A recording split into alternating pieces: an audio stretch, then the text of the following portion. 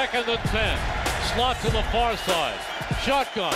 Bradford fakes. He's back. He swings it out to Matthews. Matthews beats a man to the 40, to the 45, to the 50, and Ryan Matthews pushed out of bounds at the Carolina 43. Joining us as he does every week here on Eagles Game Plan, Eagles head coach Chip Kelly.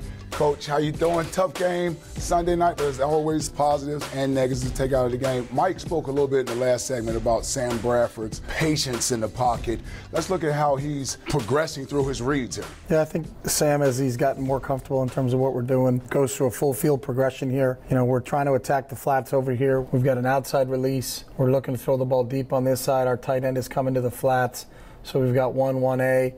We've got a deep drag coming over here, so after he comes through, he's going to progress across the board. We have a post over the top, and then ultimately we have a check down out here to Ryan Matthews. So if you watch Sam kind of go through his whole progression, it's a little cloudy into the boundary. We're covered in here, and we're covered here, so he automatically gets the ball out quickly to our check down. It's a short pass that's caught really at the line of scrimmage, but it turns into a plus 20 gain for us because of trying to get the ball to our running backs in space. And I think Ryan, Darren, and DeMarco, all three of those guys have done a really good job of being pass catchers coming out of the backfield. It's really a long handoff that turns into a 20-yard plus gain. Ryan does a good job making the first guy miss. Then he's real physical at the end of it. And really, you know, that's an explosive play for us in the pass game. Watch all three of these running backs. Once they get in the open field, they bring their own unique talent. And we get to see Sam here as he goes through his progressions, reads down and finds Darren Sproles here. We're trying to run a little combination route up top of these two receivers, and then as we come back through, we've got an in and a post, and then again the back's here, and he's a check down. It depends where Sam's going to go through again. He goes through all five guys in progression. He's starting on the right side and progresses back. He's cleaning the pocket, gets it out to Darren. On a critical third down, he makes the defensive end, who is actually, because there's a blitz, the defensive end had dropped in. Jared Allen had dropped into coverage here, and then Darren makes him miss. That's a good matchup for us. You got the linebackers up. The defensive end is going to drop into coverage and be responsible for the flat on the left, and that's a favorable matchup for us. So you see Sam look to his right. It's covered. He kind of progresses through the middle. It's covered and then gets all the way out to his check down. We've got a clean pocket for him. And now we've got a defensive end who's dropped into coverage. Not a natural deal for him versus one of the better guys in the National Football League in open space.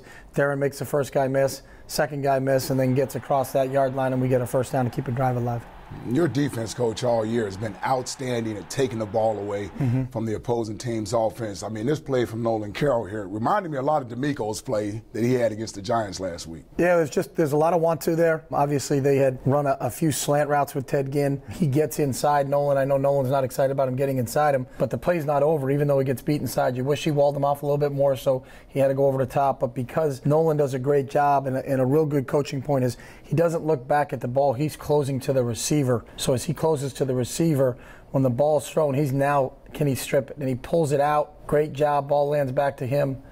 Just an outstanding play where I think some guys in some situations think they're beat, and now they're hoping the free safety makes a tackle. But Nolan, turned what started off being a bad situation for us into a great situation by finishing the play the right way. So, Cam sees the blitz, makes a check, gets the back in the right position to protect it. He's got to get the ball out quick. Good recognition by him.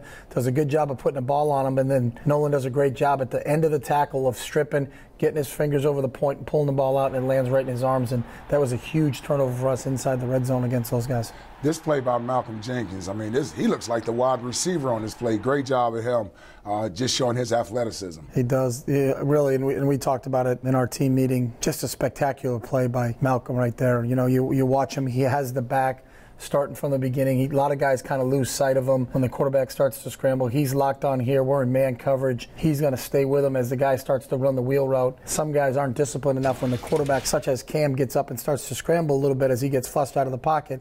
Sometimes these guys have a tendency to kind of come up and try to get after the quarterback and forget about their responsibility.